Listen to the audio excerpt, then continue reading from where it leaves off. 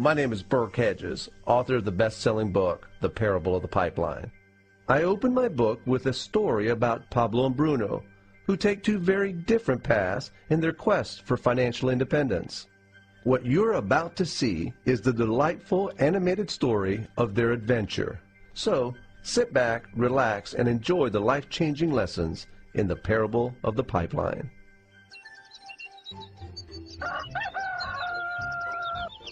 Far away, in a small village, near a beautiful valley, lived two friends, Pablo and Bruno. They were both young and dreamed of a better life for themselves.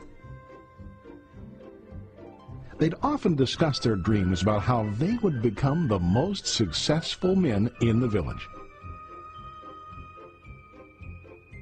They weren't afraid of hard work, and they searched for opportunities to help realize their goals and achieve their dreams. One day, an opportunity presented itself.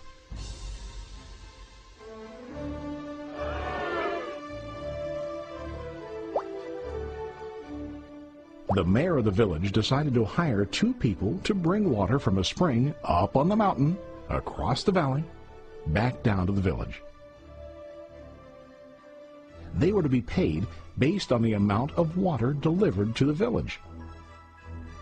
Bruno and Pablo enthusiastically got to work.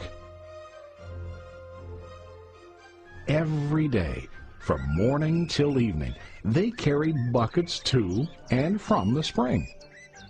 They worked hard, carrying water to the village. In the evening, they'd return home with their day's wages.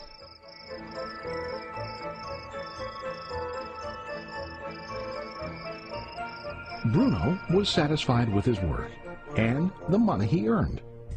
He was sure that with this work he could achieve his dreams. Bruno thought that to increase his wages he could use bigger buckets to bring more water each trip. He believed with a larger income he would soon be able to buy a cow and the house that he dreamed about.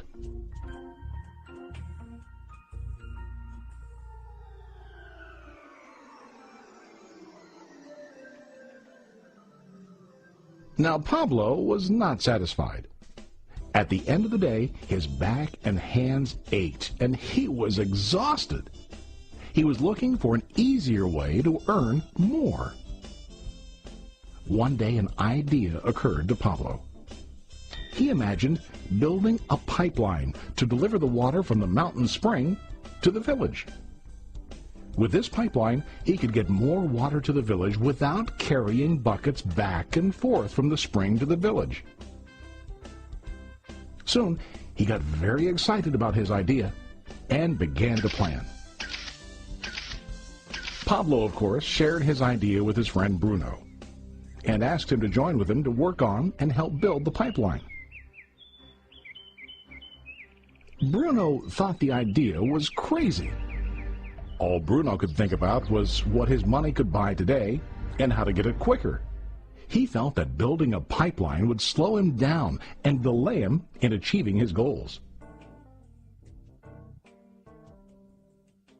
Instead, Bruno got bigger buckets and went more often back and forth fetching water. He was sure that with this method he could make more money. Pablo decided to build the pipeline on his own. He understood that it would not be easy to build, and it would take time to complete the pipeline. Pablo knew that it could take several years to finish, but he set his mind on his goal. Every day he worked and carried water like before. But on weekends and during his spare time, he worked hard to dig in the rocky soil and build his pipeline. In the first month, there was little to show for his work.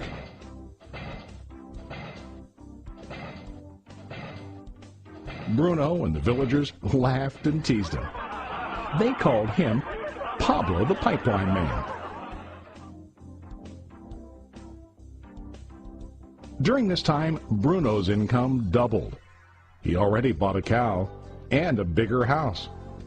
His lifestyle changed. He now spent time after work in the bar, enjoying his hard-earned wages from delivering water.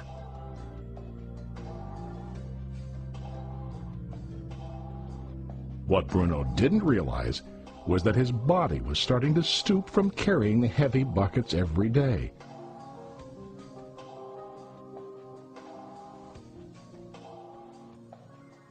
His face looked worn and his body tired. Soon, he began to carry less and less water due to the wear and tear on his body.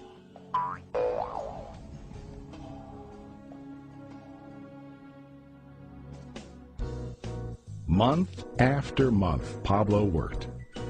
Soon a year passed, and then a second year. Finally, Pablo finished his pipeline. He now used his pipeline to deliver water to the village instead of carrying buckets. Pablo was now earning more money than ever before. The water continued flowing to the village, while Pablo wasn't working. While he slept and ate, the water flowed. Pablo was happy and proud of his insight, persistence, and hard work. Now his income flowed as long as the water flowed through his pipeline.